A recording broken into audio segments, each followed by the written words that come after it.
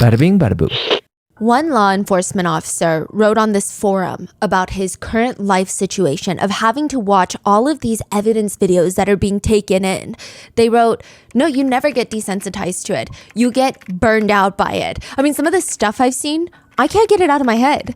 Stupid things like pet names that your partner might call you, like, oh baby, sweetie, or even big boy, will bring back thoughts of you had to witness in these videos, and it's not a great experience.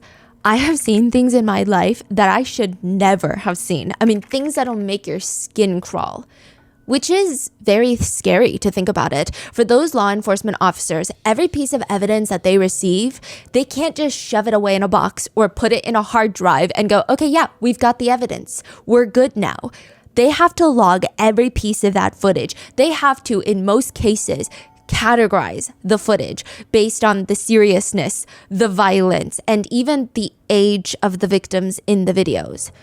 There are some computer software programs to help with the logging of images, but with videos, most of the time, a reviewing officer will need to sit there and provide a written account in graphic detail of what the video contains during the timestamps during each video. A lot of law enforcement officials state bluntly, they would rather deal with dead, decomposing bodies that smell incredibly horrendous than sit in front of a computer and watch these types of videos. There are dedicated task forces for these jobs. They have to receive regular counseling, heavy psychiatric evaluations. Even before they're tasked with logging such evidence, they typically go through these extensive training periods to develop the coping mechanisms, literally just to get their mind ready to watch these videos, to deal with the potential psychological trauma of what happens when they see something like this. The turnaround rate for someone in the task force like this usually is maxed out 1 or 2 years, maybe 3. Some don't even make it past a month. Sometimes they'll leave and they'll be asked to come back because they were really good at identifying markers. Identifying markers? So in the video, you're not just looking at the crime. That's one element. You have to log exactly what happens in detailed format so it can be presented in court. But you're also looking for sweaters, music in the background, some sort of symbol that could indicate what state it was filmed in, what country it was filmed in, what time period it was filmed in. Was it summer? Was it winter? Was it this year? Was it last year? Some people are a little bit more skilled than others and they'll be asked to come back. Some people don't even make it a month. It's that bad. The Hollywood, Florida police are in a very tricky situation. They're dealing with both a dead, decomposing body, and they have about 20 hours of footage that they need to go through. They need to watch 20 hours of footage to understand the full picture of what has even taken place here. It was such a bizarre call. They rushed out to this small apartment complex. They found a man dead in his apartment, completely nude. His face was painted this very grotesque green-red color, almost striped. Striped green and red fully. He looked like he was wearing a mask. He didn't even look human.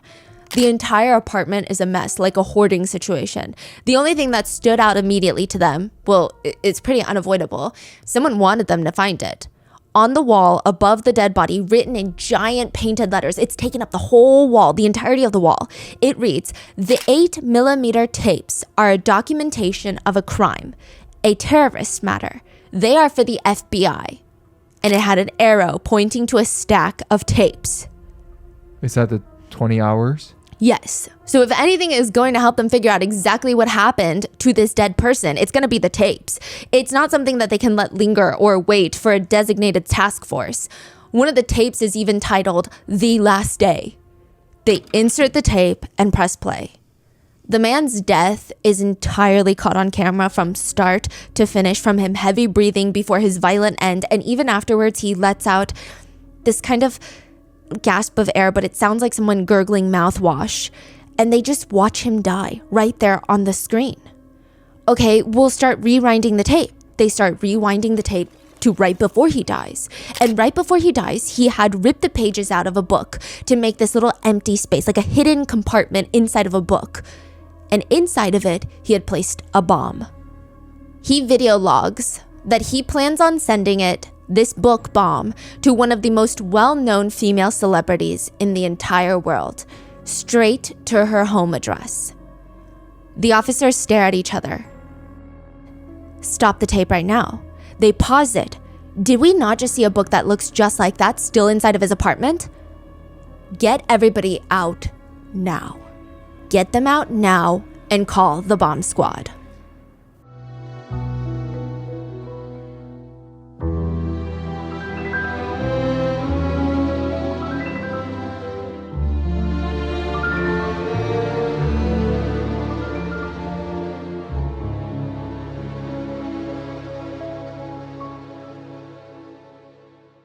We would like to thank today's sponsors who have made it possible for Rotten Mango to support the National Network to End Domestic Violence, a nonprofit organization dedicated to creating a social, political, and economic environment in which partner-related workplace and stalking violence no longer exist.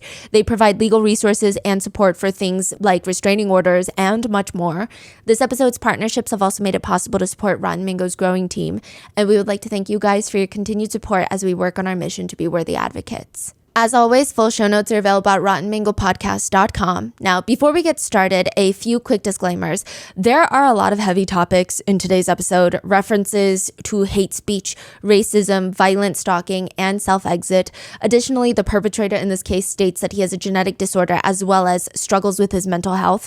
Obviously, it shouldn't need to be said, but just in case, these are unrelated diagnoses, and anyone with similar disorders or mental health struggles is not inherently violent, nor does this particular case represent communities as a whole. So with that being said, let's get into it. First of the 20 tapes, which we will refer to as the video diaries. 20 separate tapes, 20 hours long video diaries. It starts on Ricardo Lopez's 21st birthday. His present to himself is this: the camera to document his life, his art, and most importantly, his big plans. He looks at the camera. Do you want to see something funny? I'm going to show you who I am. And he pinches his cheeks. So his thumbs are at the edges of his mouth, and he pinches his upper cheeks to make like a very scary smiley face. And he gets closer to the camera and closer. I am a monster. Can you see me smiling at you? Comfort is what I seek in speaking to you. Something with something that makes me feel better. For a long time, I've been speaking into a mirror and being my own psychologist or whatever. I am a monster. Can you see me smiling at you?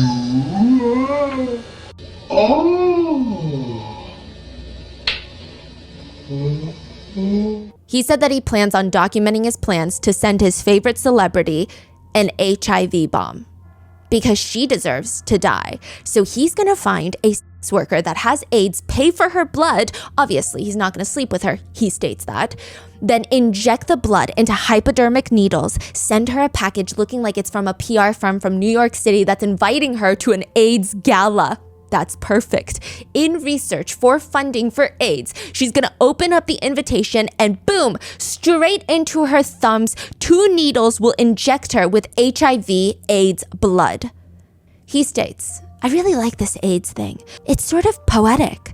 Technically, if you really want to get into it, it's much easier than having to go fly over there and stalk her or shoot her or stab her. He said he would make the package seem like a formal invitation. He pretends to have his thumbs poked at one point and he starts screaming bloody murder because that's his master plan. This way, she can't not think about him. He will be the biggest part of her life. He will be the one person in her life that she'll never stop thinking about. She'll never forget him.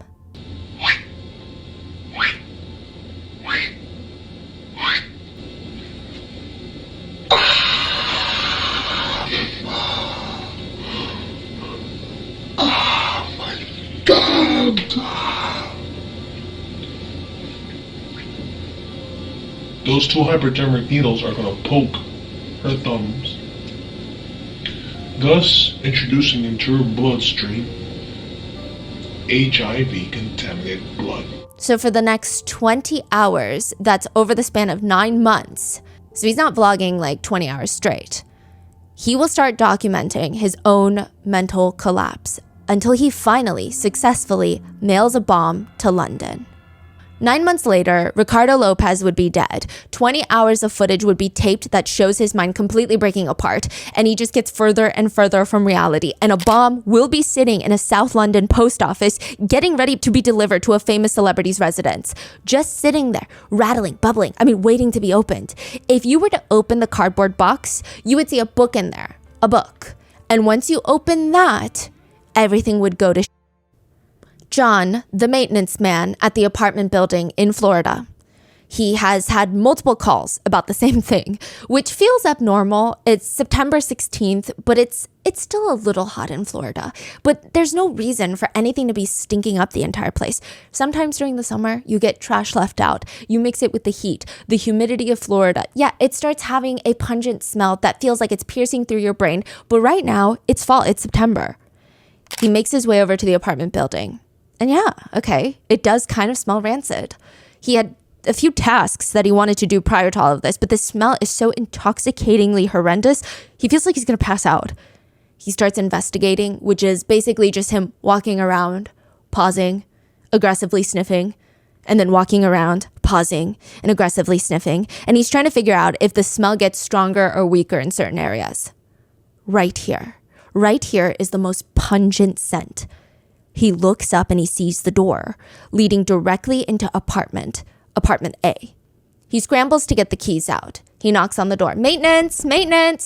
So the maintenance staff, they're allowed to come in without prior approval in this building to fix emergency issues, which in this case, it seems like it's an emergency issue. Everybody's been complaining about this. He opens the door and nobody's home, or at least nobody's responding. The smell just keeps getting stronger as he walks in. The entire apartment is trashed. It's disgusting. It's filthy, but not gross enough to cause a scent like this. He steps over random pizza boxes on the ground. He sees this this is a tiny, tiny, cramped little apartment. And what takes up most of the space is this sculpture of a woman's face made out of clay. It's probably the size of my upper torso. It's like a paper mache type of face, or? Clay, I would say. Clay. Yes, and it looks professionally done. Like whoever is doing this, it doesn't look like something I would do. It looks well. It looks good. It resembles a person. You can tell this is someone. Yes. And if you're familiar with specific people, you might even be able to tell who this is. It's that specific in detail. It's just very strange. The maintenance man looks down, and there in the middle of the apartment, laying on the ground, dead, is a man's fully nude body. He looks not human. He looks like a monster. His body had already started decomposing in the Florida heat, so his body is different blotches of different colors. His face is painted red and green. His head is completely shaved. His eyebrows are shaved. It looks like he put on a Halloween mask, but only on the front of his face, but it's clearly not a mask. And he's dead. Did he paint his own face before passing, or did somebody else paint his face? But why? There's a giant pool of blood underneath him. John turns on his heels. He walks right out of that apartment. He immediately calls the police. Authorities rush in. They survey the scene, and it's confusing because was this man kidnapped? Is this a terrorist organization? Because remember on the wall, it said it's a terrorist crime, a terrorist matter. This is for the FBI. On the fridge, the words N-word lover are painted, and there's one last weird note left behind. On a canvas, like an art canvas that you would get at the store, situated directly behind the dead body, are the words, the best of me. The best of me. The authorities are so confused until one of them points out, the man died from a gunshot wound to the head. It appears that the way he slumped over, he would have been sitting right in front with his head in front, directly in front of that canvas. Meaning, it seems like the intention being, given the placement, that his brain matter was supposed to splatter onto the canvas, and that would be the best of him. At the same time, other officers continue watching the tapes. They're already putting the tapes in and watching them because time is of the essence. They see the dead man, Ricardo, before his passing, taking the bomb and going to the post office and shipping it successfully. He ships it all the way to England, London, where the singer has a home. I better hurry up and go now. I'm gonna go now. They rushed to call Scotland Yard, which is the FBI of England. The package had already arrived in a small post office in South London, and it was about to be dispatched and delivered to the singer's address. But they caught it. Do you know the best way to defuse a bomb? If you can. Throw it into the water. It's to make it explode. Oh. It's a controlled explosion. Either the bomb squad will evacuate the area and detonate the bomb, or if possible, the best case scenario would be to get the bomb, place it in a vessel or a robot that can handle the size of explosion that they're expecting from this size bomb, have it safely transported to a remote location, have it detonated in a controlled environment. Usually the bomb is placed under a reinforced chamber or it's buried deep into the ground. Sometimes the bomb squad will add additional explosives inside to make sure that the device is completely destroyed and no longer active after detonating. That is what the Scotland Yard do to this bomb, the one that was addressed to the globally known famous singer. But now that the bomb is detonated, the singer is safe and secure. She never got the bomb. There's a few lingering questions. Why did this man from Florida send an Icelandic musician living in London a bomb? Like, it's so random. There's no connection. They don't know each other other than maybe he listens to her music. And why is he dead now? I mean, what was his plan? But it's crazy that it went through customs. That is kind of crazy. But is it because it's a very different bomb? Like it has, he's made it like needles and all that? Yeah, it's not necessarily an explosive type of bomb. Yeah. Now, the dead man's name is Ricardo Lopez, but a lot of people that know him, they just call him the Bug Man. He's an exterminator. That is his occupation. And he works for his older brother, George, who owns this pest control company in Florida, which, you know, Ricardo is not very happy about. If you told Ricardo, when you drop out of high school at 16 years old to pursue art, you're going to end up being the Bug Man, he probably would not have believed you. Because that's crazy. What type of art? He did a lot of drawings, pastels, watercolors. I mean, he does seem to be skilled at art. He seems to have a talent, yeah. Oh, the statue was made by him? The sculpture is made by him. Now he's 21 and just exterminating cockroaches and flies on a daily basis. He would have these little outbursts on the job, and this is why his brother would constantly keep an eye on him. It's always been a thing in the family that Ricardo isn't the most mentally stable. You know, he's a little unhinged, but they try to be understanding. He would have these outbursts. I'm an exterminator, a bug man, as many people would choose to refer to me, you know, cockroach man. But most people in this world, I'd say the majority are cockroaches, me being one of them. If you look around you. I'm a piece of shit, eh? That's why I'm not interested in finding a girlfriend. I'm a dirty, sloppy, fat, disgusting piece of shit, okay? But he still took pride in his work. He would say, I really enjoy destroying these cockroaches. It's a pleasure for me. That and the fact that he had access to a lot of harsh chemicals because of his job. He would say things like, I have access to many potentially catastrophic chemicals, and that's my advantage because anybody can have guns. Chemicals? People need access and knowledge, and I do. Which, to be fair, maybe he's just dealing with the trauma of having his dreams go down the drain, and this is his way of boosting his ego. I mean, I think it's terrifying, but I think a lot of his friends tried to be understanding about it.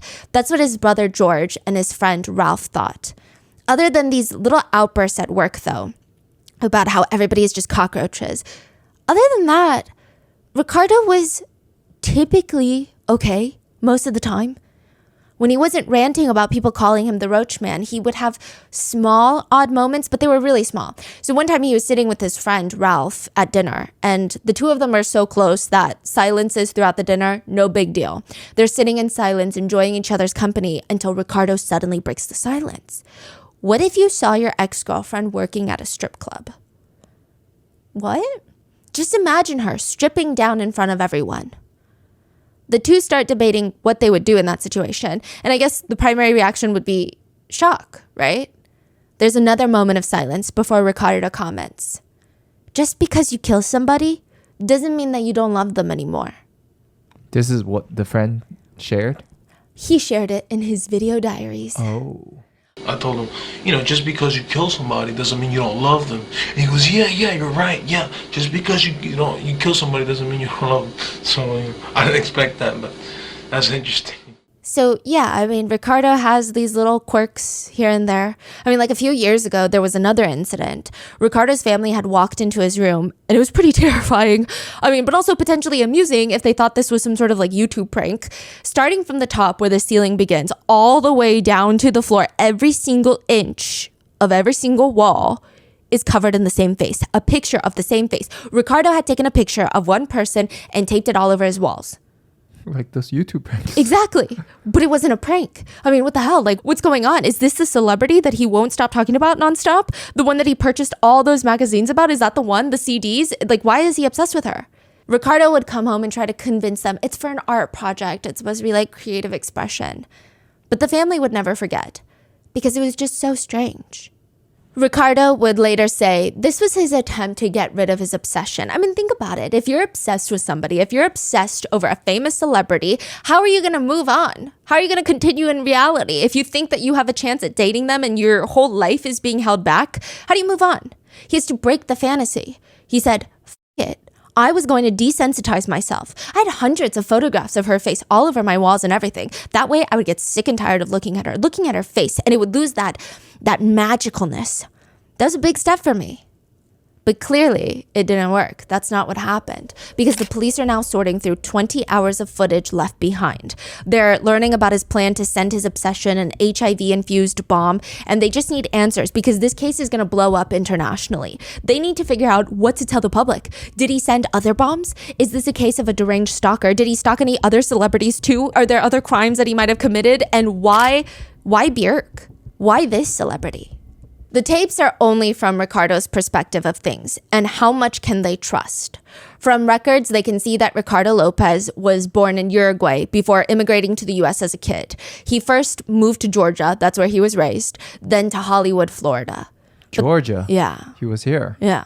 But that doesn't tell them too much. I mean, the authorities, they reach out to people who would have known Ricardo when he was a kid, and they want to know because sometimes those with obsessive personalities, to the point that they become violent towards their obsessions, there might be signs when they're young. There might be little clues. Everyone who knew Ricardo was very confused on how to answer the question. I mean, he was close with his family. There was nothing to indicate that something was wrong. I mean, unless you consider being very shy a crime. He's just one of those kids that didn't make a lot of friends. He liked to keep his circle small. He was an introvert, very big introvert, actually. I mean, even now, he probably only had like one guy friend, two guy friends. When was this happening? 96. Oh, okay. Yeah, Ralph being one of his best friends. But you know what? Now that they're all thinking about it, he did have this thing where he was terrified of talking to girls. Like, terrified. But everybody just thought, I mean, he's super shy. He was extremely intelligent, though, so he just maybe not interested in dating? He did have this fantasy, though, that he would become this world-renowned artist, and that would occupy his mind since childhood. But he didn't become one, right? Well, he never applied to any schools. He was too terrified of rejection, so he just wouldn't apply. He did have this small thing, though, where he would sometimes get fixated on certain movies or certain actresses. Like one time he was watching Thelma and Louise, and he knew every line to that movie. Same with Beetlejuice. His favorite was this actress named Gina Davis. It's almost like he watched anything that she was in. I mean, anything for her, he would watch it, he would buy it. He knew everything about her. He could recite any line that she had in any show or movie. Even if she was just like making a cameo and had one line in a show, he would know that line and he would know the timestamp of when she comes on. Which sounds a little bit alarming, but one day he went to go buy a magazine with her on the cover, and he realized that Gina Davis is now in a public relationship with fellow actor Jeff Goldblum. He was devastated.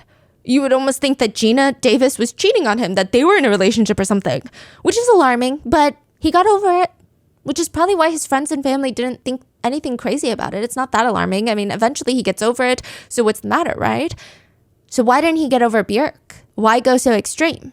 If you guys don't know, Bjfrk is an Icelandic musician, and she is honestly, I don't know how to describe her music. I went onto Reddit. People describe her music style as unconventional, avant-garde, very diverse and eclectic, one of a kind, full of emotion. I mean, just very experimental. One person writes, it's a very emotional experience from a sonic form. Initially, causes much confusion and incredulous looks at first, and then it just creeps up on you until you are utterly and hopelessly in love with her music. I've never listened to her music prior to the research of this case. I might start after. I mean, not that she like needs my streams or anything. She's massive. She is one of the biggest names in music, to the point where a lot of other experimental artists, they all get compared to her. So for example, Grimes, she doesn't like being compared to Bjfrk. She loves Björk, but she just gets annoyed that all experimental musicians get compared to Björk, especially if they're a girl or if they identify as like a woman, right? But that's how big she is. If you're in the experimental music world, everybody's getting compared to Björk. And that's like the highest compliment you could probably get. She was one of the biggest names in the industry. She's actually a very fascinating character. Her first album, which was an album full of covers of other artists' music, was released when she was 11. She just did it for fun. It wasn't a serious debut, but she still ended up selling 7,000 copies, which is kind of wild. And she has this very fascinating background, which probably contributes to the way that she makes her music. Her dad is this super conservative leader of the union type of figure, like the labor union. Her mom is an activist that everybody said kind of lived more of a commune lifestyle. They called her a hippie. Her parents are divorced, by the way, so she grows up between going to her dad's house, which is super rigid, very rule-oriented home, to her mom's free-spirited, everybody gets to do what they want. There's 8 adults living in that one house. Even the kids, the type of environment, just back and forth, back and forth. It's a very complicated background.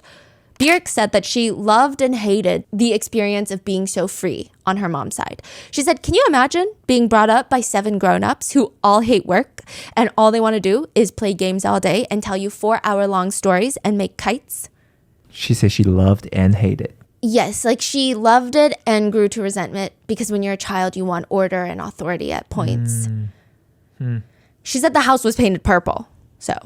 yeah. Later in Björk's musical career, she becomes very experimental. Apparently one time she wanted the acoustics of a song to sound a very specific way. So she went ahead and starts recording in a bat-infested cave in the Bahamas. She like went to a cave and starts recording in there. She wants to be in very particular environments that embodies the type of music that she's trying to make. She once said in an interview, a lot of what I was doing before was to please other people. It had been my biggest fear since I was 11 to be in the spotlight. In the band that I was in Iceland, I even tried to look as ugly as possible so that people would listen to the music, but not look at me. Being a woman gets in the way. If people see me as a object, it is their problem. And yet, there was this very, very big problem. A fan from Florida had become so obsessed with Björk, with her music, that he planned on grooming her. This is so complicated. Let me explain. Ricardo Lopez is 21 years old when he starts taping his video diaries. Björk is 31 years old. So how would he groom her? I mean, that term specifically refers to the manipulation of someone far younger than you, typically underage. But Ricardo has a plan. His plan is to time travel. The ultimate fantasy. What? In his video diaries, he describes his plans way better than I can because they're so unhinged. But he states he wants to go back in time and meet Björk when she's a little child. Why? To be the single most important influence on her life. What does that mean? Help her develop that attachment for me. I go back and I become the single most important person in Iceland for the fact that, I mean, imagine a traveler from the future that comes with news from the future and I came to Iceland exclusively to see her, you know? Besides, going to the past is simple compared to going to the future. The future is, well, cryonics, the art of freezing people, right? That sounds crazy, but there's a corporation in California that freezes the rich and famous. They'll freeze your whole body, pump out all the water in your body, and then they inject like a gelatin into you, put a different cocktail of drugs into you to help your cells avoid freezing. And it goes into detail and I can talk about it later if I want. But the thing is, they freeze your body for the future. They just don't have the technology today to resuscitate you. But they will soon. So this is the plan. You get frozen and then 150 years later, 250 years in the future, you wake up and they have a time machine type thing that's already built. Well, that's the fantasy, right? The plan was to freeze himself, wake up in a time machine, right? Then go back to the past to be the single most biggest influence on Björk's life. He says, me being there in her reproductive years or young, flowering years, looking up to me, you can change people at an early age, but not when they're much older. The earlier, the younger you are, the more vulnerable, okay? Especially a young girl. Their minds are very vulnerable. Ready for information? That's how minds work. That's how minds work, and the younger you are, the more susceptible it is to a person with a plan, sort of like to, not to abuse it, but to mold it, I want to get her to be interested in me, man, who the hell is this guy? If I go back in time, change her life completely, and she decides to stay in Iceland and she pursues, her career, of course, but in a different, completely different fashion, this and that, and maybe she's not famous, okay? Either way, the plan is go back in time with the knowledge that I have now and just bring her the utmost pleasure, you know? She's never had any experience if I meet her when she's that young. And imagine what that could be for your first experience, you know, for hours. He talks about performing oral. Yeah. First of all, is he being serious or is he like just like talking out of thin air right now? It seems like this was his ultimate fantasy, but he realizes it's not going to work. He doesn't have the money to get frozen. He doesn't know if this is a surefire plan, so he's just going to kill her instead. But this is his ultimate fantasy, if he could make anything work. Wow. Okay, so his ultimate plan is go to this company, get frozen, wake up like 50 years, 100 years later. Next to Walt Disney. Next to Walt Disney? Who is allegedly frozen, yes. Oh, okay. And there will be a time machine built Already. from the future. And then you jump in there and travel all the way back to groom her. Yes. Wow. And I don't know where in the timeline this is, but he talks about being her very first and how he will go down. And he would say things like, you know, make yourself comfortable, get a pillow, and say, baby, you know, I'm going to be here a while. So don't have any anxieties about me quitting up, you know, right when you're getting started or before you finish, because I'm going to be here a while. Boom. I'd probably have her sit on the washing machine or something like that because, you know, the vibrations during the spin cycle, anything that would help. And then I would just calm down that beast, you know, her sexual desires. And then she would be happy and I would make her laugh and feel great. She would be happy with me. You know, for some reason, oh man, I saw how amazing it was to, you know, when men go down there on women. Again, I don't know where in the timeline this is. I mean, either way, it's very alarming, disturbing, and jail. But he continues. I even blush from the results from guys doing that to girls. Like, it's overwhelming. Like, man, you can make a girl feel like that? Wow, that's truly bewildering. Keep that as my weapon in my mind. You know, I learned a lot about it, especially from lesbians who, you know, are undoubtedly the best. So 2 things I have as a weapon if I go back into the past are making a girl arrive at the destination. I'm saying it like that. He's saying it much more crass through going down there. And 2, making her laugh. 2 of the reasons why any girl would stay with me.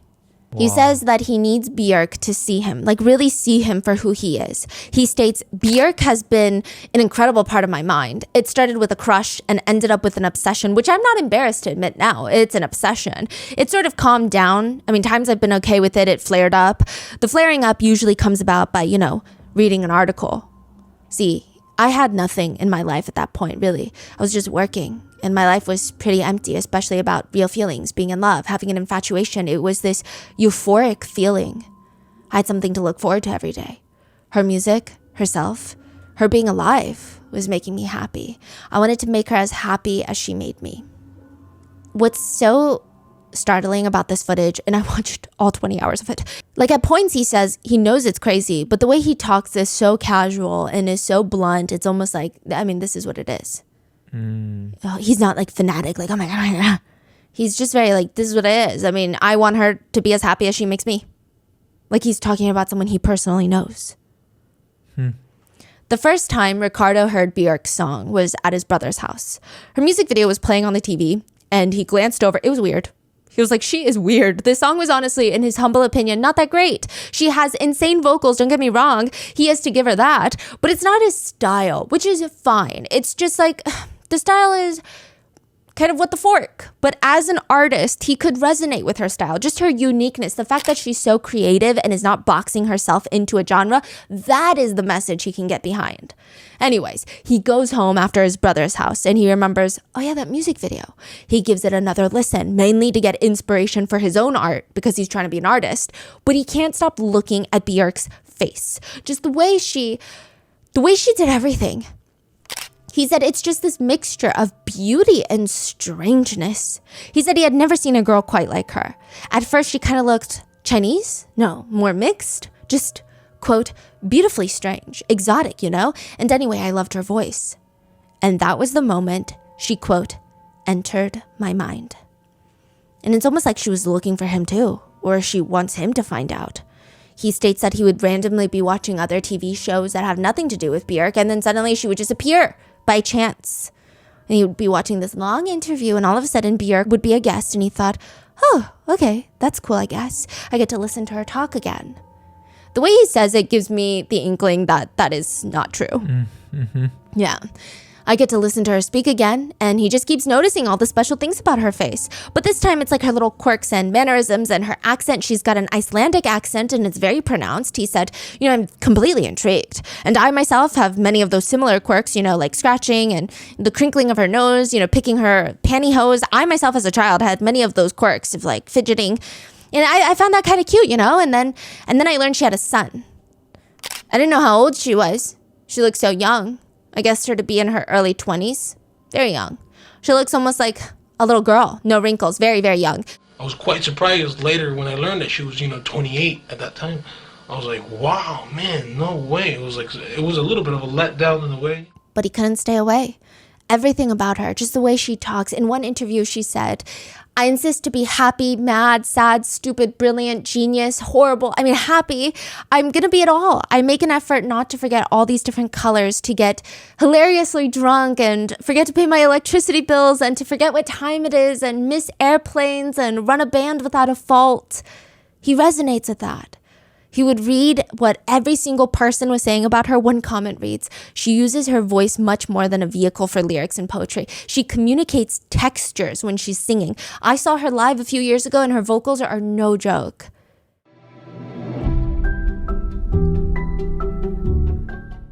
I have been obsessed with watching C-dramas recently, and there is no better way to unwind after a long day than to play a show and really immerse myself in a whole new world while being entertained by the most honestly unhinged plot lines. But the worst part about watching shows in a foreign language is that you miss out on so many jokes and subtitles that subtitles cannot pick up on. So for me, it's so frustrating to feel like I'm missing a whole layer of the plot because my husband is always like, no, let me re-explain this joke because it's a play on words. It means this, it means that. And it's just, that's not in the subtitle. That's why every evening before I watch my C-dramas, I use Rosetta Stone to teach me Chinese. And then when I watch the show, I get to revise all the new words I learned. And I love that Rosetta Stone teaches you words that you can immediately use. It's very applicable. I use Rosetta Stone because it is one of the most trusted language learning programs. It's available on desktop too, but I prefer using the app so I can use it anywhere. It's the only language app that I've been able to stick to using consistently. It doesn't ask you to memorize vocabulary lists or grammar rules because the whole learning process is supposed to be intuitive and it works. With Rosetta, you learn to speak, listen, and think in your target language, and it's designed to feel like you're naturally picking up the language. The material comes in these bite-sized lessons that you can complete in less than 10 minutes, where first you learn the words, then the phrases, and then whole sentences. And my favorite feature is Rosetta's true accent feature that gives you feedback on your pronunciation, which is what I struggle with the most. The app is really convenient to use, and you can even download lessons offline. So if you're learning Italian, for example, you could brush up on your vocabulary while on a flight to Italy. You could also learn French, Korean, Japanese, Arabic, or one of the other 25 languages that Rosetta Stone offers.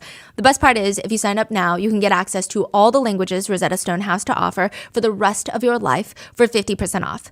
Don't put off learning that language. There's no better time than right now to get started. For a very limited time, our listeners can get Rosetta Stone's lifetime membership for 50% off. Visit rosettastone.com/rotten. That's 50% off unlimited access to 25 language courses for the rest of your life. Redeem your 50% off at rosettastone.com/rotten today.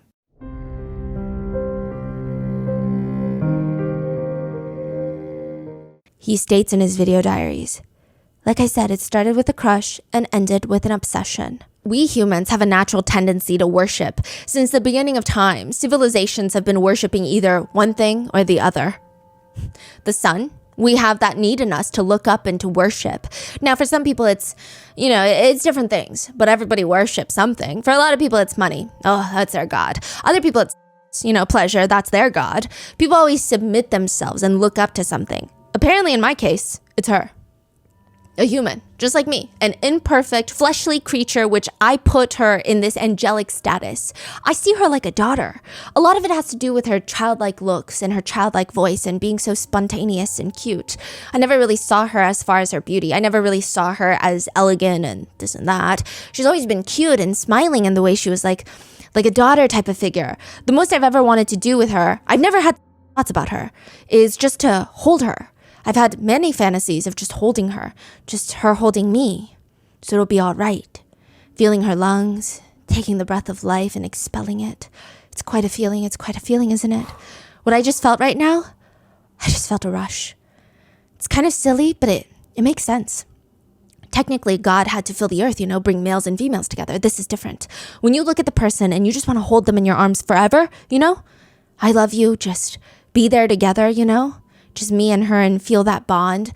The reason why there's magnetism like that, now for anyone to tell me that that's not love, they're the ones who are out of their minds, because that's plain and simple. Because this is a very instinctual type of thing, because we're animals and stuff like that. The male, the instinct has always been that protective provider type of role. The woman instinctively has more of that caregiver, the preparer of foods, this and that. When a man sees a woman as a little bit of a childlike, helpless somewhat, he sees her like, submissive, and that's very attractive. When a woman blushes, it starts in the cheeks. And I always found that subconsciously attractive. Never really thought about it. She's blushing. She looks cute. I never thought of it. But it's flattering, Very childlike, very innocent. And then the flushing moves down the neck. And then after a while onto the chest. And that's a very response, okay? Because again, men like a submissive, helpless little girl looking up to you. Even back during the Victorian ages, women would sometimes have he goes on monologues. Where? Yes. Like, what video is this? Like, number 1? Oh. This is the introduction? Let me tell you, it's all merging together. I think this is like 5 or 6. Okay, so he goes on, he's just talking about his thoughts. Yes, nothing is very coherent. So as he's like making bombs, he will go on his thoughts. Sometimes he will literally just vlog. He'll come home after work and then just turn the camera on and share his thoughts before going to bed. And sometimes you're saying he's working on a bomb? Yeah. Is he vlogging the bomb too? Yes. And he's talking while he's working on the bomb? Like random thoughts? Random thoughts. Wow. Yeah. Even back during the Victorian ages, women would sometimes have heels, like 6-inch heels or something like that. And they'd be walking on their toes. They always had to have an escort that they, when they walked, because they would fall over. And that helped, because hopelessness is very attractive to males. Instinctual. He continues, I think that's my underlying reason for my attractiveness to her physically. That and her voice too. She has such a childlike voice. When she spoke, very sweet, very subtle. And then when she sang, unbelievable. The degrees of emotion that she sparked in me. And her face, larger eyes, they look more childlike. Higher cheekbones, right? Shorter foreheads, little details like that. Her little button nose that completely drove me nuts. Oh, I love her nose. So cute. She's got such a cute little girl's nose. Also, she's much older than him. This is so weird. He says in the video diaries, I close my eyes and I see her perfectly clear. I know her face more than most people do. Every line, everything, I see her. And it gives me a happy feeling when I forget, what she's saying. And when I forget what I've learned about her. When I look at her, I see a sweet little girl, innocent. That's what I want her to be. Because she has many, many very, very crazy aspects of a child. And now she is all he thinks about every waking second of Ricardo's day. Nothing else matters but Bjfrk. It's getting bad. Ricardo actually knows it's getting bad. He would retreat into his little fantasy world where he's having full-blown conversations with her in his mind. Just constant back and forth. And at first he said it was to indulge himself, but now it's become a problem. He says, she had become such an entity in my life. She was so real. Every single thing that Bjfrk put out, he had to buy it. He had to own it, possess it. Even if a magazine just had a small little who wore it best segment on Bjfrk with one picture, he would buy the whole thing. It's like the more he owned of these products, the closer he was to her. He starts keeping up with where she's promoting what song, doing what tour. He was almost keeping tabs on all of her whereabouts. He starts writing a 803-page journal documenting his love for Bjfrk. 803 pages. Everything he learns about her, how it makes him feel, he doesn't want to forget a single thing. Interestingly, his journals would bounce back and forth between his love for Bjfrk. He wrote her name in that journal over 400 times. He mentions a few other celebrities here and there, and it's all interwoven with these monologues of how much he hates himself and he's a big loser. He made at least 150 references to himself being a failure and over 50 references of violence, ranging from violence against himself and straight up murder. Murdering the Bjfrk? Yeah. And it's starting to piss him off a little bit that she never writes back to him because he's writing her letters. He's part of her fan club. He says, if she had just written back just once, I would have been happy. But she didn't. So this is basically the song Stan from Eminem. That's right? what a lot of people say, about this case. Instead, the worst day of Ricardo's life happens. Ricardo and his buddy Ralph were out to the movies one night, and they bought tickets, but they still had some time to kill before the movie started. So they head over to the Barnes & Nobles in the same shopping plaza, which is like a massive bookstore, and they start walking through the magazine aisle. He sees 2 magazines with Bjfrk on the cover. Jackpot. He buys both. If Bjfrk is on the cover, he doesn't even check the price. He grabs it. Double, same magazine? Twice? No, 2 different. Oh, 2 magazines. He buys both of them, throws it into his little basket. He's so excited, but he has to play it off cool in front of Ralph, make it seem somewhat normal. He just casually flips through it here and there. And then when he gets home, he starts really analyzing it. The first magazine was good. I mean, she just has the most enchanting look. He says, when I first looked at her, wow, she blew my mind completely. I've never seen her look like that before. Those olive green eyes. But by the second one, things are starting to get weird. In an interview, all Ricardo members or wants to remember from this is that she talked about having a rough relationship with alcohol. He scrambles in his diary. She's an alcoholic, big time. Which is not very childlike of her. He did not like that. Yes. He's mad? Is he mad about that? Yes, but nothing compared to this. And she has a lover. So at this point, she already has a son. Yeah. But there in the print, in the words, states that she's in a relationship with a music producer named Goldie. He flies into a rage. He starts spiraling in the video diaries, thinking about what the 2 of them have done together intimately. He says, she broke the worst law you can break, in my book. She went out with a black man and f***ed him. Oh. Probably went down on him too. Who knows? She probably even got him in the back. Like, He goes on a rant of how all the black men are taking the white woman. Side note, he's from Uruguay, so he's South American. Okay. Yeah. I guess it's like, okay, so it's very interesting. A lot of people have analyzed this, and I don't know if I should be in the one speaking of this, but in the beginning of the video diaries, he's very much white passing. His cadence, I guess, is what you would consider more American. You don't hear much of his accent. Uh-huh. And he has this like fluffy, floofy hair that looks very quintessential, I guess, like white.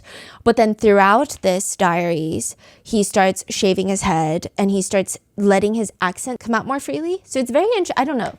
Why did he shave his head? Oh, he has like a mental break again throughout the video diaries, and he declines physically and mentally. So he just shaves his head twice.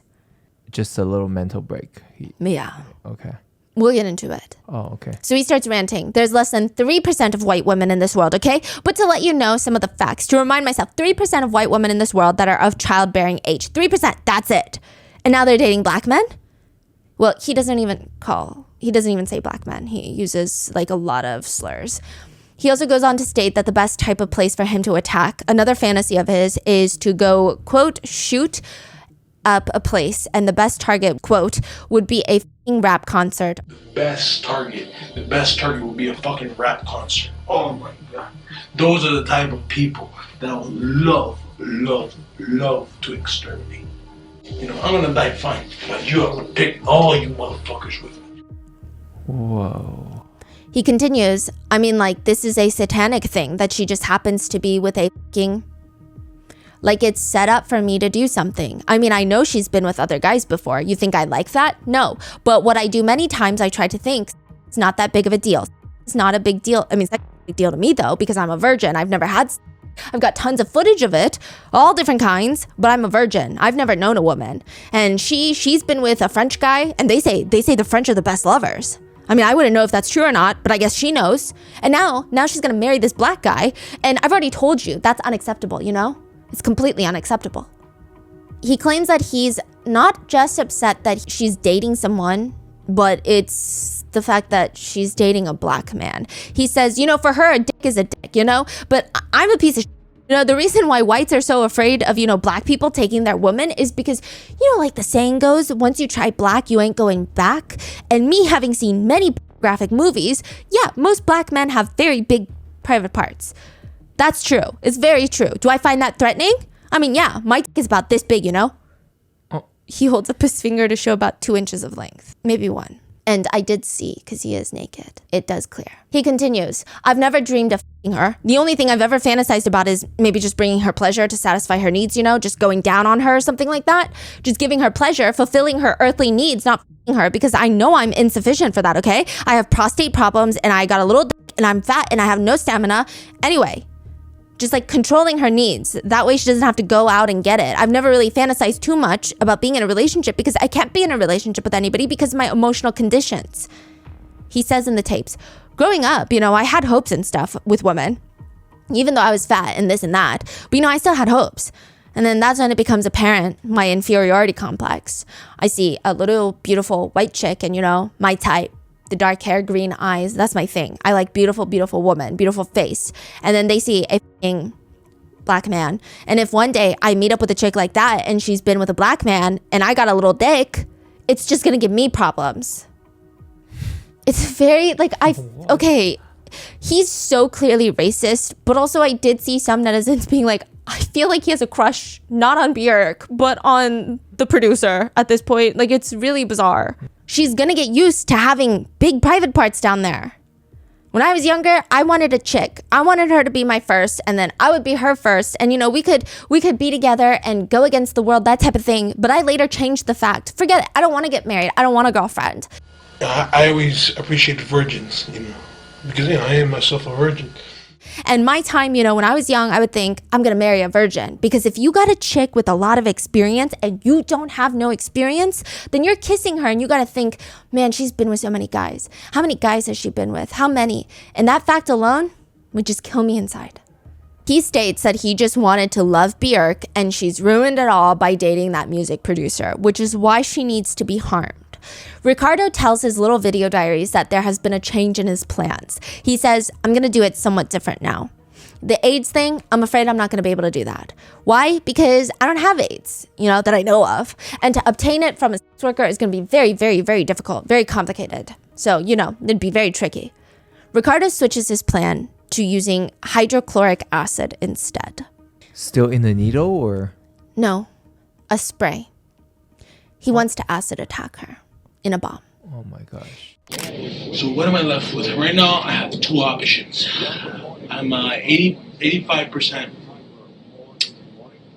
using hydrochloric acid. If he cannot inject AIDS into her, he will spray acid all over her, permanently scarring her. The prototype is simple, a book bomb. The rest of the video diaries is of him trying to execute his new plan. He was able to get his hands on 36%, even though he wanted 100% hydrochloric acid. But he starts experimenting with the acid to see if it'll even work in the first place. He gets all suited up in what looks like a face shield, rubber apron, rubber gloves, a rain jacket. It looks like one of those disposable rain ponchos, but I'm sure it's from his former position as an exterminator, right? Oh yeah, he quits his job. We'll get into it. It looks a little more protective than a raincoat. But his biggest concern isn't even the contact with the skin. He's like, it's the fumes, the inhalation of the fumes. Now, the camera ends up malfunctioning, so we can't see what the results of the experiment are, but he does test the hydrochloric acid on pizza, bread, vegetables, and then ultimately a little bit of on himself, all with very, very disappointing results. He says, I'm not too happy with it. I don't think it was enough. I touched it with my hands. I touched the surface of it and nothing happened. Nothing happened on the pizza either. It's just soggy, which is how he moves to sulfuric acid. Sulfuric acid is the most commonly used acid for acid attacks. It is highly corrosive and you can find it in household products like drain cleaners. It just melts things away. On humans, it'll cause at least severe burns, and then it can get even into the territory of deep tissue damage, leading to permanent disfigurement, blindness, long-term psychological trauma. And this is doing it for him. He compares the two acids on pieces of salami. The hydrochloric acid, it turns a tiny piece of the salami into a deeper red color, almost as if someone got a sunburn. But the sulfuric acid basically kills the salami with dark splotches of burnt meat all over. It's going to be the sulfuric acid. He starts manufacturing his own spray mechanism. Basically, this is his getup. He's going to have hollow out a book. He's going to send letters to Bjfrk's management and say, hey, I want Bjfrk to read this script of this movie that my massive Hollywood company is producing. Maybe she wants to be a part of it. He's going to ship over this book, and inside of it is going to be a hole. When you look at it from the outside, it looks like a book. But when she opens the cover to read it, there's going to be a mechanism that gets triggered, and it's going to splash sulfuric acid all over her face, chest, hair, everywhere. The biggest problem, though, with the acid is that once you wipe it off, like if you were to wipe off sulfuric acid instantly, the damage lessens by tenfold. It's still probably going to leave scars, but it's not going to be as bad. If you're able to wash it off almost immediately, it's not going to be permanent. He says it takes time for this, at least a minute to do some serious damage, I would estimate. I don't know, perhaps at least a minute, 60 seconds. Now that's the problem. Let's say I got the book. I opened it and that all over my face. The first thing I would do is run to the bathroom. If you splash a lot of water on you and then you just wash it off, it's going to do minimal damage in comparison to what it would be if it were to stay on your face for at least a few minutes, couple minutes. That'll be beautiful, man. So this is what I was thinking. As soon as you open the book and wait for like 2 seconds, let the acid go, let her scream, and then say there's going to be a voice trigger, like a little stereo system, a cassette that starts playing. This is a bomb and it'll blow up and destroy the house. The first thing she's going to do is grab her son and get the out of the house, get her child or whoever's in that house, get the hell out. She's going to worry about her face afterwards. I'm counting on that. Of course, I'm not going to have an explosive in there. But just the fact that of, a countdown, 20 seconds, this will blow up, let her run out the house, all burning up and stuff, and then wait till, the bomb, or, the house blows up, which is not, and then all that is going to be eating up her face, little by little. That's a hell of a plan. Very insightful, very sadistic. But because this is what happens if you splash a lot on you and then you just wash it off. It's going to do minimal damage in comparison to what it would be if it were to stay on your face at least a few minutes, couple, 3 minutes. That will be beautiful. It burns right through clothing like that. Makes holes in clothing. So that's going to be fucking beautiful. Like I said, I'm not going to let pride stand in my work whatsoever. I don't care how much work I do on this little thing. My goal, as far as this concerns me, is to screw her up psychologically. The trust factor, just completely rape her mind, like completely destroy that, screw her up completely, and then of course, her up physically, okay? Ricardo starts sketching out Bjfrk's face on a giant slab of cardboard. He does not use his so-called artistic skills on the drawing. He's mainly focused on getting her to be a somewhat believable size on the cardboard. Once he's done, he hangs up the cardboard sheet with Bjfrk's drawing onto his shower wall. He uses his little canister that he's been preparing to put the acid into. He mixes water with black paint, puts it inside, shakes it up, lets it spray all over her. And this is supposed to be a simulation of what will happen to Bjfrk when she opens that book. It looks like someone threw 50 water balloons at a target. It's a lot of liquid. Dense liquid. It's not like a mist. So it looks like it would work and it would be bad. It appears fatal. I mean, it gets all over the cardboard, Bjfrk's face, neck, chest. Ricardo steps back to admire his work and he grabs the camera and he shoves his face in the camera. Direct fucking hit. Let's see what I did. Now there's fucking art. I'm doing, and I mean, all over her face, all over her chest, especially here. Man, when she takes that shirt off, it's just gonna rip it off. Her flesh. Fucking beautiful. That's gonna be fucking sulfuric acid, dude. I had no idea it was gonna explode all over the place so much. Wow, that's good. Because any people around are also gonna get fucked up too. That's beautiful. I'm in love with what I'm making. Hopefully I'll be satisfied with the whole mechanism as much as I am with this. This is just way beyond my expectations. Way beyond. Much more. That's going to be fucking sulfuric fucking acid, dude. Sulfuric fucking acid. Okay.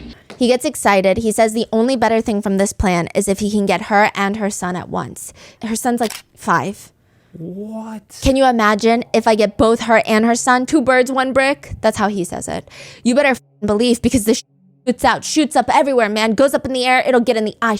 I can at least make her blind, give her a few scars, melt her face off, because that way nobody wants her. But if anything, she'll be so psychologically screwed up, she won't be able to be in relationships anyway. She'll be so withdrawn. I mean, she might stick to music if she has her throat intact. Yeah, and if she can't talk, she'll probably still compose music. That's what he says. Ricardo's phone starts blowing up near maybe the halfway point of the vlogs. It's the only person that can stop him from doing something like this. And she's calling him right now. Does he pick up? What is she going to tell him? Not to do anything crazy, that she loves him, that everything's going to be okay, that they're going to see each other soon and she's going to hold him in her arms? He picks up the phone. It's his mom.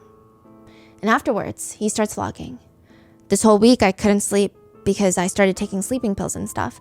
Not to think, about my family, because I just feel guilty as hell. Just guilty. So his mom lives in Uruguay, and his brother, George, aka his boss, has been sending sly little reports to the rest of the family about how Ricardo is doing. And clearly he sees a decline. He doesn't know how bad it is. Ricardo's really good at hiding it, but he sees something is happening. And he thought he could trust his brother George, but he's just been reporting everything to the parents, like the fact that he recently purchased a gun. His mom is crying over the phone, begging Ricardo to promise them that he will never buy a gun again, that if he loves them, he will never touch the gun. This is when we see a big shift in the vlogs. In the video diaries, it does seem that Ricardo takes a step back from his plans. His mom does seem to have an effect on him where she can kind of somewhat bring him back to reality. I mean, don't get me wrong, he's still fully infatuated with Bjfrk, but it's almost very briefly seems like even he himself realizes how bizarre his plans were.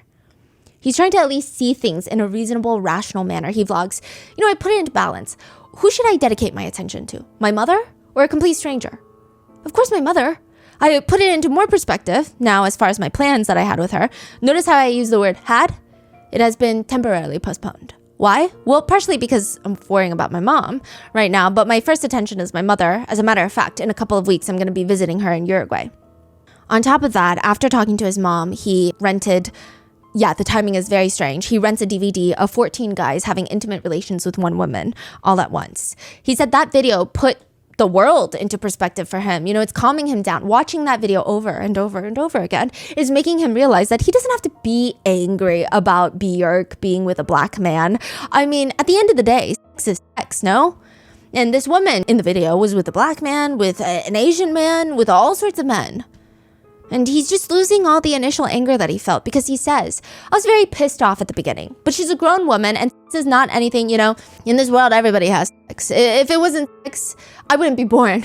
And besides, being with a black guy, I mean, after seeing that video with all the different colors and all that, it's all the same thing. So it doesn't really bother me anymore. And I'm glad. I'm glad.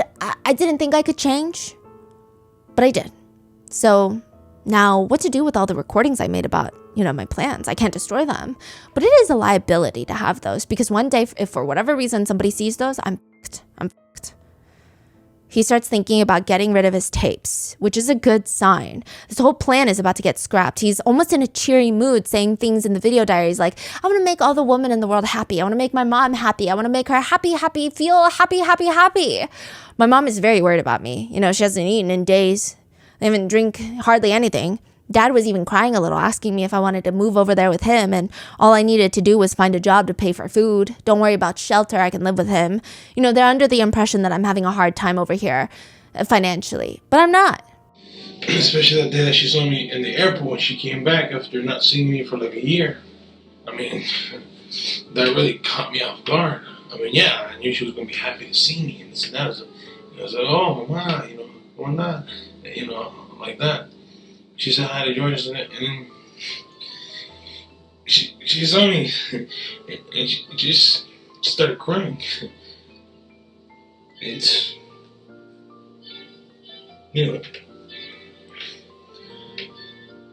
she was, Ricardo. I wonder if the parents thought that he's about to do something to himself. Yeah. Right. Okay. So they didn't think that he's about to hurt someone else. No. And a series of incidents start taking place that turns this whole thing around and almost speeds it up. Ricardo gets into multiple fights with his brother. He gets very lazy at his job and he quits his job in anger. So now George, his older brother, is no longer going to be the one keeping tabs on him. And Ricardo feels like his life is over. He's got no financial means. He has no contact with the outside world. He is going to be able to live on $2 a day on food. He has no cable, no TV, no phone service because all of those are getting cut off. He's about to get evicted. He has nothing and nobody and no backup plan except his plan. So he just casually vlogs again with his hair shaved. I'm gonna do it. He starts ranting. She was the chain that was holding me to this world besides my mother. I mean, that sounds horrible, but the chain with my mother is because I feel debt to her. I owe her. But with Bjfrk, it's not like that. I have this link that's love. Anyway, this link that was holding me to earth each day is gone. Is what I'm doing an act of vengeance? I'm not exactly sure, but I'm gonna destroy her. God damn it, Hey, I wasn't asked to be a part of this. That's the problem with having kids. This is the problem. The people have kids for selfish reasons, People avoid childbirth control for selfish reasons, okay? And you have to ultimately pay for every mistake that you make. That is the problem with having kids. Wait, what about kids? He's basically saying this is his parents' fault. You can raise them the best you can and this and that, and they can end up all screwed up like me, okay? I could be a lot worse, but nonetheless, I'm going to bring my parents and my family a lot of pain, a lot of shame. But I was not asked to. None of us are asked to be brought into this world. It is a crime. It is a fucking crime to bring children into this world, and you shall pay for it. We live in a world of monsters. Do you understand that? A world of monsters. I'm going to die with the monsters, so I will die as a monster. I'm not going to die an innocent man. And I held up as long as I could. My original plans were for my parents to die and then for me to do this shit, but hey, things change. I mean, this is going to destroy my family. This is going to be a skeleton in their closet, but I can't live for them. If I'm going to live, I have to live for myself. I can't do this. I can't be alive to please others. It's not going to work. I'm too selfish for that. So, I mean, I'm sorry, but hey, I got to do what I got to do. So he finishes creating his acid bomb and takes it to the post office to ship it. He brings a gun with him just in case because he states he cannot get caught. He would rather die than go to prison. I will walk over there. I have my handgun loaded in my sack here. So if I don't return, I just want to say goodbye to everybody. Better hurry up and go now. I'm going to go now. He says he is successful in shipping the package. So other terrifying moments from the footage include him making comments about his body. He talks about how he has an extra X chromosome and 1 in every 1,200 people have it. And most of the time people don't even know they have it, but some people have symptoms, and his symptoms included enlarged breasts. So he's stating even when he is thinner, he has large breasts. He just has a lot more breast tissue that becomes fattier. Yeah. So at one point he is ranting about that. He also holds up a giant power tool and he states that he can't use it though because his neighbors are going to hear the power tool. And he comments, "This is like me having a big dick. It would just be pointless. I still can't use it." In another segment of the video diaries, he's rubbing his eyes, stating that he has all these allergic reactions to the chemicals that he deals with on a daily basis as an exterminator. And he comments, scratching, "Oh, the pain hurts. My body is sending endorphins." You know, like the expression, "Oh, it hurts so good." A lot of that can be applied to sex too, especially for women. They're getting around, and it hurts for some, but it feels so good because of the endorphins.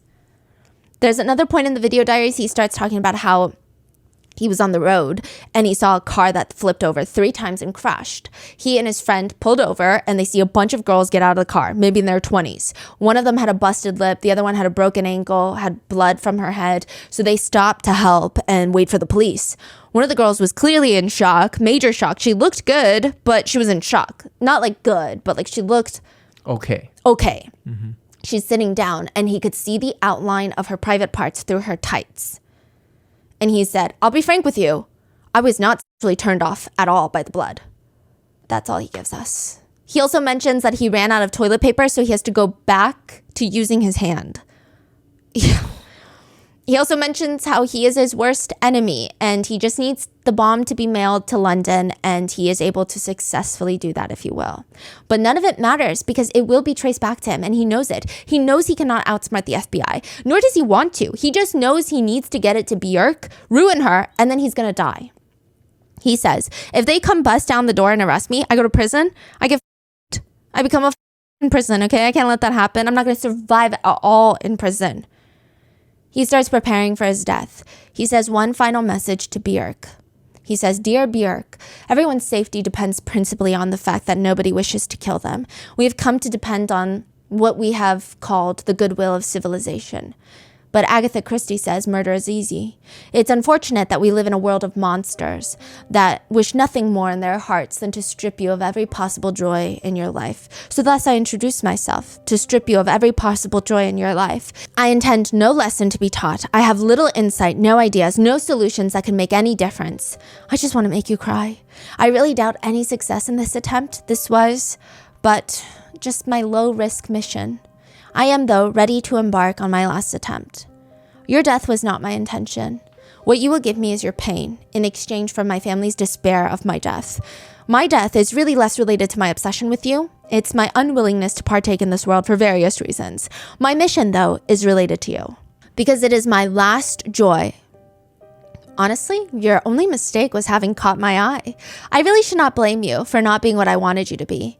You being a mother, there is nothing more than I could take from you than your son's innocence. I would jump at the chance of disemboweling your son, slowly hammering his kneecaps into a bloody pulp in your presence, tear into his flesh, to consume his flesh, to become one with his flesh, to enter new worlds with your pain becomes my sacred key. Well, I am a realist, though. I will just bury a bullet in his head. It's easier. I'm not crazy, I just pretend to be. I want her to stay and suffer. There's no point in me destroying life because what? It's over then. No more pain. There's no more satisfaction I can get from that. Alive, maimed, all destroyed emotionally, okay? It's so much more, a much sweeter revenge, you know? The French say that revenge is the dish best served cold. You know what? Oh man. It's a dopamine rush every time I think about it. Every time it's because of the revenge factor. It's an alleviation of the pain. So it's a joy or alleviation of pain. That's basically the purpose of life, to get dopamine rushes and avoidance of pain. So I want to do this. It's not because I have to. It's not because, you know, all the voices are telling me to, or God told me to, or my dog told me to, or demons have spoken to me. I want to. I am in complete control of the situation. No one else. My mind. Me. Myself. I don't know what he said. Me either. But remember how he shaved his head through the video diaries? Well, now he wants to fully get rid of all the body hair on his face and head. He uses a pair of scissors to cut hair off of his head, which takes just as long as you would imagine, a very long time. He uses the scissors to cut off his eyebrows. Honestly, he looks very terrifying, and I'm sure it has a lot more to do with the fact that he keeps like demonically making faces at the camera after this. He doesn't talk much in the very last tape. He just slowly starts using face paint to draw red zigzags over his face. Like an artist doing a new project, he takes his time and he uses a small paintbrush. And then he uses the green to fill in the other marks like a stripe. Oh, also he paints his nipples red. Is there a reason, meaning? Yes. So he says that it's going to help his family. He says, like, this way, if George finds me, you know, it won't be that much of a shock. It'll be a depersonalized type of thing because I look weird as fuck. And I hope that'll be a coping mechanism for him. So I'll look just so unrealistic and unlike myself. So that should help. I mean, I do feel really sorry for their pain sometimes. But I don't think so. I think this is like his way of trying to be artistic and weird. He sits down and he plays his favorite Bjfrk song called I Remember You, and starts preparing himself. He starts breathing very, very heavy. A lot of netizens have stated that at this moment, it almost seems like he's having a battle in his mind where it almost appears that reality is fighting to take over. And there are moments where it seems like he's about to pull himself out of his bizarre plans and his fantasy and perhaps come back to reality. But alas, he does not. He starts breathing very heavy, almost like he's hyperventilating, and then he self-exits. At the end, you hear his body make one last breath. It's like a gurgling noise. Ricardo's family were notified of his death, and they knew he had been struggling with his mental health, but it had been that way for most of his life. But because he had recently been seeing a therapist, he had sought out a therapist. He made the initiative to get help. They thought things were looking up. So side note, during all of this, Ricardo was seeing a therapist. And to be fair, the therapist did not notice anything alarming about Ricardo's behavior. And I don't think this was a case of a therapist or a family being totally negligent. But Ricardo sought out professional help just so he could get prescribed anti-anxiety medications because he didn't want to feel anxious about his plans. He didn't want to feel anxious when he went to the post office to mail the bomb. None of them knew how bad all of this had gotten. I mean, he was pretty secretive about it. They were constantly checking up on him, his family, and he vlogged about it. Like, they would come check up on him and he would have to hide all of his supplies. It does seem like they did make as much effort as they could with their current situation and their own personal lives going on. So one group of people think that Ricardo is a very sick man that tried to talk through his very confused feelings and thoughts to a video camera. That ultimately he was sick and troubled and he needed help. Some people stated that they can't help but feel bad for him. Another group of people believe, yeah, okay, he's very clearly a sick man. We feel sympathy to a degree, but why do sick men keep victimizing other people? Like, why do people always have to become victims when a man is sick in the head? I mean, you could argue there's lots of sick men. There's lots of sick women. There's lots of sick people everywhere. They don't send acid bombs to their favorite celebrities because they're sick. Yeah. I mean, what are your thoughts? Which group are you in? Because even though the acid bomb was intercepted, it did not physically hurt anyone. I'm sure the harm was done to Bjfrk and her team. She made a public statement afterwards where she stated, "I was very upset that somebody had died. I couldn't sleep for a week, and I'd be lying if I said it didn't scare the f out of me. That I could get hurt, and most of all, that my son could get hurt." But she still sent flowers to Ricardo's family because they too lost someone special. Well, it's just kind of a very sad thing, obviously when somebody shoots their face off, it's terrible. So it does seem like everyone is agreeing that Ricardo's family did try. It doesn't seem at all like they're just like this negligent family that was like, okay, whatever, you go hurt people, we don't care. She said, "I just find it very sad that people get into that kind of state, Well, I'm very upset, obviously." Soon afterwards, she had a new song come out called So Broken. She stated she created it while she was dealing with the trauma in her kitchen. She was just in her kitchen all day, dealing with the PTSD, and the lyrics go, "So broken in pieces, my heart is so broken. Here I would go trying to run ahead of that heartbreak train, thinking it will never catch up with me. I'm so broken. I'm trying to land this airplane of ours gracefully, but it seems like I'm just destined to crash." I'm not sure if this fact changes anything or would have changed the sequences of events, but a day or two before Ricardo dies, Bjfrk and Goldie, her boyfriend, had broken up. Obviously, it has nothing to do with Ricardo. Neither of them knew of him at this point, but it just hadn't hit the press yet. Again, I don't think it would have changed much. I truly don't think that Ricardo was doing all of this because Bjfrk was dating a black man. I feel like it might have only stalled things. His obsession might have even grown bigger until she inevitably does another thing that he does not, quote, approve of. Mm-hmm. Now, side note, the package was in South London en route to Björk's address, but it would have never gotten to Björk. She has a whole management team that fields her packages first. So unfortunately, it could have severely injured or killed someone on her team that was just doing their job. And thankfully, it was caught before it got to that point. On top of that, Björk wasn't even in London at that point. She was actually in Florida, in the same state as him. Wow. And that is the story of Björk's stalker. What are your thoughts? It's terrifying. I wonder, like, he can't be the only one, right? And I also wonder, this happened in 96. What would he be like today?